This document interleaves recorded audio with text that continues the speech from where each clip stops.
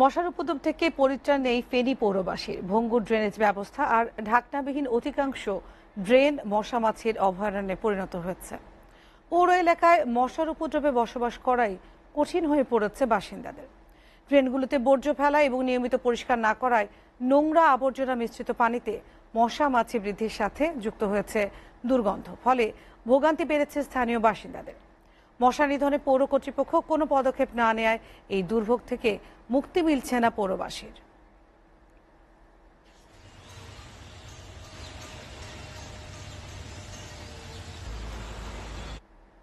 এ বিষয়ে বিস্তারিত জানাতে ফেনী থেকে সরাসরি যোগ দিচ্ছেন আমাদের সহকর্মী জহিরুল হক মিলু। মিলু, মশা নিয়ন্ত্রণে পৌর কর্তৃপক্ষ কি বলছেন, তারা কি ধরনের উদ্যোগ নিচ্ছেন?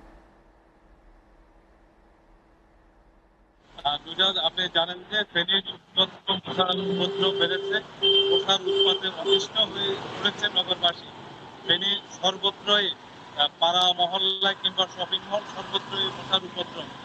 মশার উৎপাত থেকে বাঁচতে দিনে এবং রাতে সর্বত্র মশারি টাঙিয়ে কিংবা কয়েল জ্বালিয়ে নিস্তার পাচ্ছে না নগরবাসী। ফেনী পৌরসভার যে ট্রেনগুলো রয়েছে সেটি বিভিন্ন সময়ে জলাবদ্ধতার কারণে থেকে মূলত মশার উৎপত্তি হয়েছে এবং নগরবাসী জানিয়েছে যে মশার উৎপাতের কারণে নাগরিকরা অসুখ বিসুখের সম্ভাবনা কথা বলছেন। নাগরিক স্বাস্থ্য বিশেষজ্ঞরা তারা জানিয়েছেন যে গত চলতি বছরে পৌরসভার পক্ষ থেকে নাগরিকদের জন্য মশার নিধনে কোনো কার্যকর পদক্ষেপ নেই।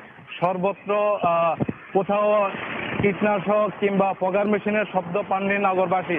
তবে ফেনী পৌরসভা পক্ষ থেকে বলা হচ্ছে যে মশার প্রজনন সময়, এই সময় মশার উৎপাদ একটু বৃদ্ধি পেয়েছে। তবে তারা জানিয়েছে রমজানের পরে অর্থাৎ ঈদের পরে মশার ওষুধ ছিটানোর কথা বললেও সেটি এখনো কার্যকর চোখে পড়েনি নগরবাসীর। দ্রুত নাগরিকদের মশার উৎপাত থেকে রক্ষা করার জন্য পৌরসভার কর্তৃপক্ষের প্রতি জোর দাবি জানিয়েছেন।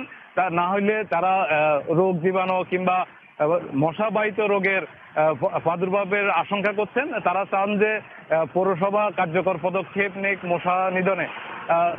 নুজাদ, এই ছিল ফেনীর মশার যে উপদ্রব তার সর্বশেষ।